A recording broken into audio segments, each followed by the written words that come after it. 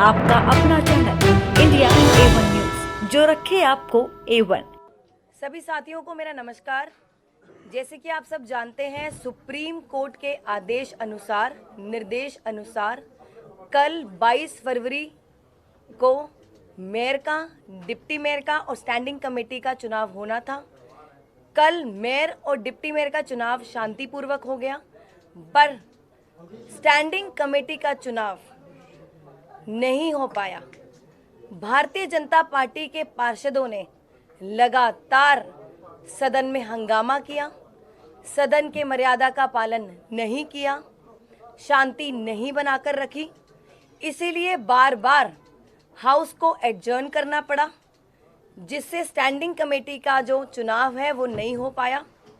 बहुत ही दुर्भाग्यपूर्ण है, बहुत ही शर्मनाक है जो भारतीय जनता पार्टी के पार्षदों द्वारा हंगामा हुआ, तोड़ फोड़ हुई, पार्षदों पर हमला हुआ, मुझ पर हमला हुआ, पोडियम को तोड़ा गया, बैलेट बॉक्स को उठाकर फेंका गया और कब्जे में लेने की कोशिश की गई।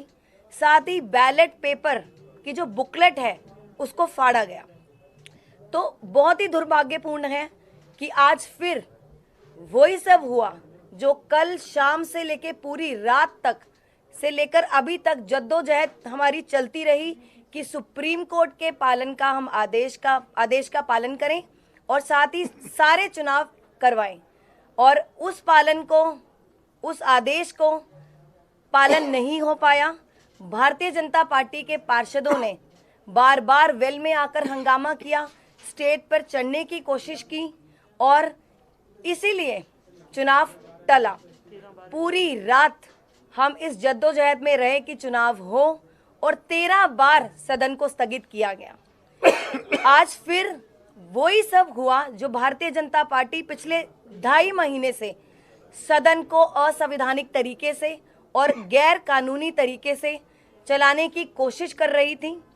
अभी भी संविधान की धज्जियां उड़ाई गई और सदन में मर्यादा का पालन ना करते हुए स्टैंडिंग कमेटी का चुनाव टला और आज फिर वही दिल्ली की जनता का नुकसान हुआ जो पिछले 2.5 महीने से दिल्ली की जनता के जो काम है नगर निगम के रुके हुए थे। इस वजह से अब फिर से दिल्ली की जनता का नुकसान होगा। हंगामे की वजह से, तोड़फोड़ की वजह से, और पार्षद जिनके मैं नाम भी आपको बताना चाहूंगी, रेखा गुप्ता जी जिन्होंने पोडियम को तोड़ा, अमित नागपाल जी जिन्होंने बैलेट बॉक्स को उठाकर फेंका और अपने कब्जे में लेने की कोशिश की, साथ ही जो बैलेट पेपर की बुकलेट है उसको फाड़ा। तो इन सब पर भी हम अगले सदन में जब हमारी बैठक होगी उस पर हम विचार करेंगे। और आज अभी थोड़ी देर पहले हमने सदन को कल सुबह तक 10 बजे तक स्थगित कर दिया। धन्यवाद। आप लोगों का कोई प्रश्न? ये सवाल लगातार सामने से आ रहा है कि आपने 47 वोटों में मोबाइल फोन्स का इस्तेमाल करने दिया, सीक्रेसी और बैलेट का वायलेशन हुआ, और अगर आप की तो फिर मोबाइल फोन्स पे बैन दोबारा क्यों किया आपने? ये उनकी तरफ जी देखिए, किसी भी एक्ट में कहीं भी नहीं लिखा गया कि मोबाइल फोन वोटिंग में बैन होते हैं, बेशर्ते वो साइलेंट होने चाहिए। तो रोका, कोई रिस्ट्रिक्शन नहीं लगाई गई थी और आप साफ साफ फुटेज में देख सकते हैं। मैंने कहा था आप अपने विवेक के हिसाब से मोबाइल फोन ले जाना चाहते हैं तो ले जा सकते हैं, नहीं ले जाना सकते तो नहीं ले जा सकते। उन्होंने बेफालतू में इसका मुद्दा उठाया। अदरवाइज हमने अपने वकीलों से भी सलाह ली, उनको कंसल्ट किया। कहीं भी ऐसा प्रावधान नहीं है कि मोबाइल फोन वोटिंग के दौरान नहीं अंदर ले जाए जा सकते। मतलब बिल्कुल शुरू से चुनाव कराने की प्रक्रिया को क्यों नहीं माना जा रहा, उसके पीछे क्या टेक्निकल कारण है, अगर वो समझा दें? जी देखिए, जो वोट डल चुके हैं हम उसको इनवैलिड कैसे मान सकते हैं, और कोई हमारे पास कुछ ऐसा लीगल रीजन या कोई वैलिड रीजन भी तो होना चाहिए था कि हम उन जो वोट को जो बॉक्स में डल गए हैं हम उसको इनवैलिड करार करें। तो ऐसा कोई लीगल रीजन दे ही नहीं पाए थे वो पार्षद। बीजेपी ये भी कह रही है कि मेयर और डिप्टी मेयर के चुनाव में तो फोन अलाउ नहीं था, तो स्टैंडिंग कमेटी में क्यों किया गया? जी देखिए, मैंने आपको जैसे पहले बोला, कहीं भी ऐसा प्रावधान नहीं है कि मोबाइल फोन वोटिंग के दौरान अंदर नहीं ले जा सकते, बेशर्ते वो साइलेंट हो। तो वो तब म्यूचुअल अंडरस्टैंडिंग थी कि नहीं ले जाना। और अब जब सदन शुरू हुआ, स्टैंडिंग कमेटी का चुनाव शुरू हुआ, तब मोबाइल फोन पे कोई चर्चा नहीं हुई थी कि रिस्ट्रिक्शन लगेगी या नहीं लगेगी। और आपको ये भी बता दूं, 40, 45, 47 वोट डल चुके थे, उसके बाद भारतीय जनता पार्टी के पार्षदों ने मोबाइल फोन का मुद्दा उठाया। ये भी बहुत बड़ा प्रश्न चिन्ह लगाता है। तो कल जो सदन की बैठक होगी, दोबारा से चुनाव होगा या फिर जितने वोट पड़ चुके हैं उससे आगे?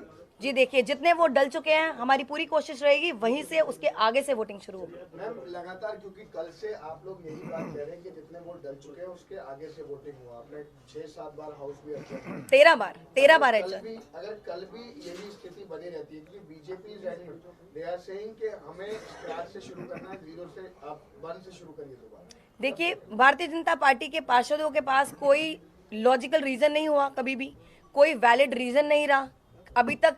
पहले भी जितनी बार भी सदन स्थगित हुआ है, असंवैधानिक तरीके के लॉजिक दिए गए, गैर कानूनी लॉजिक दिए गए। तो अगर कोई ऐसा लीगल रीजन होगा तो हम विचार करते, कुछ ऐसा लीगल रीजन है ही नहीं कि हम उस पर विचार करते। नहीं, एक चीज ये है कि भाई आपने कभी ऐसा कभी सुना है? ये अपने आप में एक हास्यास्पद और तानाशाही पूर्ण मांग है। कहीं किसी बूथ पे वोट पड़ रहा हो और अचानक 100 लोग आए और वहां नारा लगाने लगे, कहने लगे कि साहब ये वोट जो अब तक पड़े इसको कैंसिल मानो और फिर से वोट कराओ। ऐसा कभी सुना है? मतलब ये क्या एक तानाशाही और गुंडागर्दी का आचरण है भाई। जिन लोगों ने वोट डाल दिया अपना, उसमें बीजेपी के भी लोग हैं, उसमें आम आदमी पार्टी के लोग भी हैं, उन्होंने अपना वोट डाल दिया ना, उनके वोट दोबारा कराया जाए, इसके कारण क्या है, क्या वजह है उसकी? अभी आपको मेयर साहिबा ने बताया कि भाई जो एक्ट है उसमें भी कहीं मोबाइल पर रोक नहीं है कि मोबाइल नहीं ले जा सकते। जबरदस्ती, क्योंकि हर चुनाव ये हार रहे हैं, मेयर में हार गए, डिप्टी मेयर में हार गए, स्टैंडिंग कमेटी में हारेंगे, तो हार से इतना बौखला। मतलब दिल्ली के 2 करोड़ लोगों ने हरा दिया, वो नहीं माना। मेयर में हार गए, डिप्टी मेयर में हार गए, वो नहीं पचा पा रहे। अब स्टैंडिंग कमेटी में हार रहे हैं, वो नहीं पच रहा इनको। तो मोटे मोटे तौर पे यही कारण है कि ये अपनी हार को पचा नहीं पा रहे हैं। दिल्ली के 2 करोड़ लोगों का जनादेश मानने के लिए तैयार नहीं है।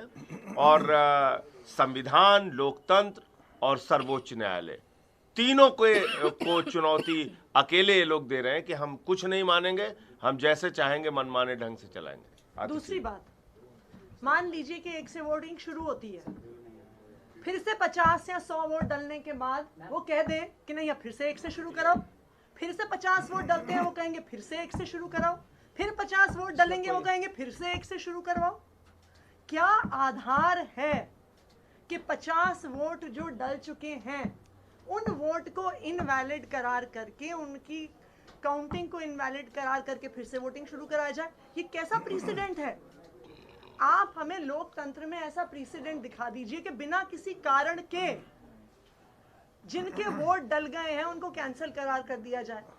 इस आधार पर तो कभी भी चुनाव नहीं हो सकता, क्योंकि हर चुनाव के बीचों बीच भारतीय जनता पार्टी खड़ी होगी, 200 वोट के बाद करेगी नहीं जी अब 1 से कराओ, अब फिर से 1 से कराओ।